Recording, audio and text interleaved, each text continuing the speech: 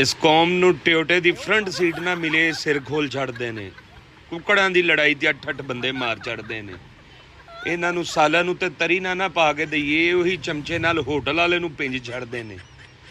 India ਵਾਲਿਓ ਜਾਓ ਆਪਣੀ ਜ਼ਿੰਦਗੀ ਬਣਾਓ, ਨਾ ਛੇੜੋ ਪਾਕਿਸਤਾਨੀਆਂ ਨੂੰ। ਇਹ ਲੋਕੀ ਆਵਾਜ਼ਾਰ ਲਗੇ ਫਿਰ ਰਹੇ ਨੇ, ਉਹ ਤੇ ਖੁਦ ਆਪਣੇ ਆਪ ਨੂੰ ਮਾਰਨ ਫਿਰ ਰਹੇ ਨੇ। ਤੁਸੀਂ ਇਹਨਾਂ ਨਾਲ ਕੀ ਲੜਨਾ? ਮਰਦੇ ਨਹੀਂ, ਇਹਨਾਂ ਨੂੰ ਫਤਵਾ ਨਹੀਂ ਮਿਲ ਰਿਹਾ ਖੁਦਕੁਸ਼ੀ ਦਾ, ਤੇ ਕਿਉਂ ਐਵੇਂ ਇਹਨਾਂ ਦੇ ਨਾਲ ਤੁਸੀਂ ਮੇਰਾ ਮਤਲਬ ਖੈਂ ਬਗੈਂ ਕਰਦੇ ਪਏ ਹੋ?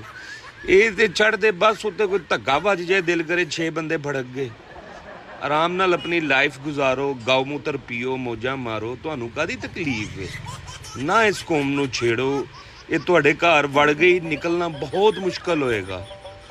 ਇੱਥੇ ਤੇ ਲੋਕਾਂ ਤੁਹਾਡੀਆਂ ਬਾਲੀਵੁੱਡ ਦੀ ਅਦਾਕਾਰਾਂ ਆਪਸ 'ਚ ਵੰਡ ਲਈਆਂ ਨੇ। ਸੋਨਮ ਬਾਜਵਾ ਮੇਰੀ ਆ, ਕਤਰੀਨਾ ਕੈਫ ਉਹਦੀ ਆ, ਉਹਨੂੰ ਮੈਂ ਨਚਾਉਣਾ ਹੀ, ਉਹਦੇ ਨਾਲ ਮੈਂ ਫਲਾਣਾ ਹੀ, ਇਹ ਹੀ ਉਹ ਹੀ।